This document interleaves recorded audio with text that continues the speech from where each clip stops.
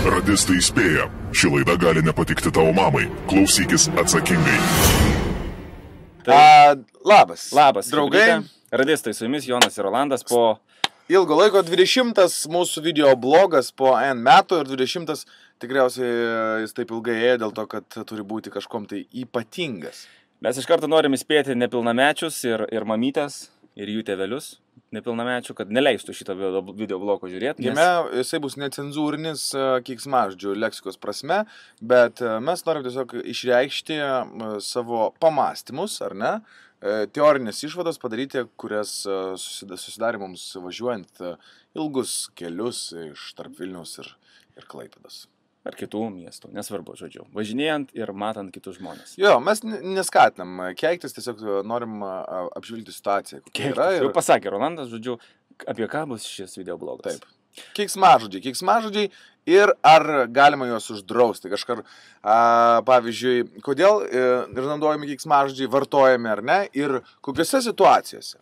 Taip, tai mes norim paryškinti kelias situacijas, kodėl keiksmažodžiai galbūt lengviau apibūdina vieną ar kitą situaciją ir jie galbūt pastiprina emociją. Taip, sustiprina labai emocijas. Pavyzdžiui, kai tave bando įbauginti. Taip. Arba tu bandai įbauginti. Jo, įsivaizduokit situaciją. Jo, tu stengiasi įbauginti. Esi vyrukas ir eini, tarkim, nori kažkokį ten... Eini Panevėžio gatvėmis. Jo, nesvarbu, Šiaulių Vilniaus naktinėmis gatvėmis, rajone pas mane va. Ir tu kietas eini, tipo, nori čia įbauginti ir įsivaizduok, prieini prie ko nors, gi nesakysi paprastai, tipo, ei tu, taip, žąsiuk, atiduok man visus savo pinigėlius iš kišenių, nes kitai pribėgsiu ir...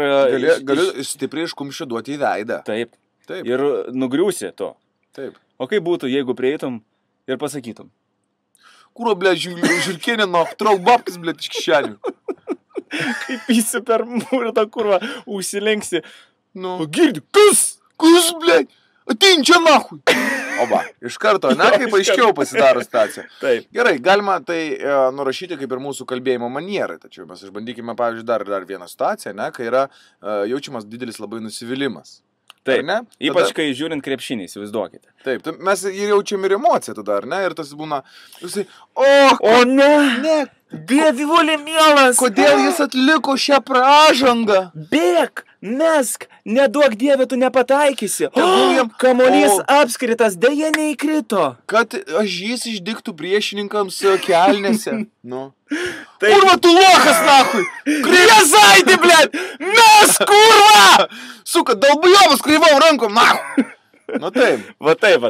Tai dažniausiai mes taip ir naudojam šitokius įsireiškimus, kurie mums tiesiog padeda išsikrauti. Fiziškai. Išsikrauti. Jeigu mes kalbėtumėm labai gražiai su tais visais gražiais epitetais, aš manau, kad emocija nebūtų tokia stipri.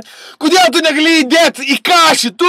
Važiuok, trūksta žodžių. Nu nahui, nedametai, blėt! Išreikšti pralaimėjimą. Eik tu nahui. Pizda. Prapiso, nahui. Žalgiris, kurva, tai kas dabar bus? Supranti, nu. Tai va, iš karto jaučiat stiprią emociją ir nuteikimą, kad kažkas, vat, buvo. Dar nemažiau stipri emocija yra džiaugsmas, ar ne? Kad tu sakai, pagaliau aš išlaikiau! Nerealiai fantastiškas! Vau, kokia dienelė! Ačiū jums! Dievuli, mielas, kaip man sekasi, kaip viskas gražu aplinkui. Taip. Paprasčiausiai, sakai, pizda kaip zajebys! Vahuje, nahui! Aš hujėju, ble! Pizda! Va čia tai eik tu nahui! Nu. Va čia tai diena nahui! Kurva, loterį laimėjau! Jibanuca, ble! Ach tu, ble! Taip, nu tu sakai, tipo, žinai, tokią paprastą emociją, kur, nu, neįmanoma kitais žodžiais išreikšti, tik tai gali pasakyti pizda kaip ačiū. Pizda kaip zajebys. Taip. Taip. Dar kitas klausimas, koks oras? Na, berods apsiniaukė. O koks oras? Psidašik, nekti, nahu. Nu, viskas aišku. Arba dar vienu žodžiu galiu sakyti, ahujienas. Ahujienas, taip. Nu.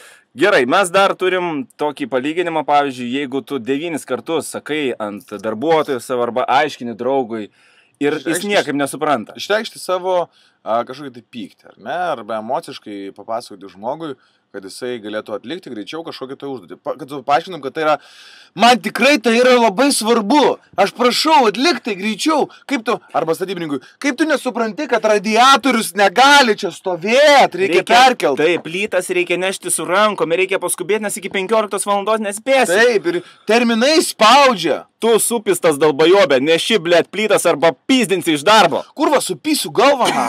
Neš, blėt. Nu, kaip paprasta. Ir darbuotojas klauso. Jis dana, kai vėjas, pačiam viskas gerai. Ir jautiesi tiesiog pakilėtas. Taip, kai bitės kurva, nahui, nes be algos, blėt, sėdėsit. Opa. Išsisprendė, ne? Taip, viskas. Greitai suprato, kad tu jau esi nepatenkintas, emociškai verda tavo piktis ir tu jau norėtum kažkaip išsiverži, kaip sakant, tie šūdai per tavo galvą jau ir tu juos drabstais. Dar vienas būdas, kaip galima apibūdinti žmogų. Taip. Aišku, galima apibūdinti labai gražiai ir, pavyzdžiui, tarkim, įsivaizduojam gražią merginą ir bachūrai dviesi mato ir sako, kokia graži gazelė, ateik čia pakudenti bet iš tavo plaukus. Ne? Arba taip. Arba bičias, jis toks sumanus. Supranti, bet tas sumanumas gali būti, blėt, jis sokiniais gal nahui. Supranti, paprašiau viskas kaip yra. Dalbajobas. Arba, pavyzdžiui, bachūrai dviese kalbasi. Nu, šitą mergaitę tai tikrai pamylėčiau. Va, tai paimčiau. Ne, nesako pamylėčiau. Nu, šitą tai tikriausiai gydžiama vyru. Pyščiau arba nepyščiau. Yra dvi kategorijos bobų. Pisamos ir ne. Arba tiesiog vertos dar vieno karto. Nu, bet vieno dažniausiai.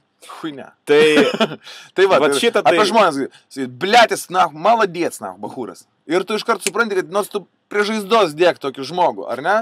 O jeigu pasakai, nu ir kaip čia tau tas bičias prie hebros, ar ne? Dalbajobas.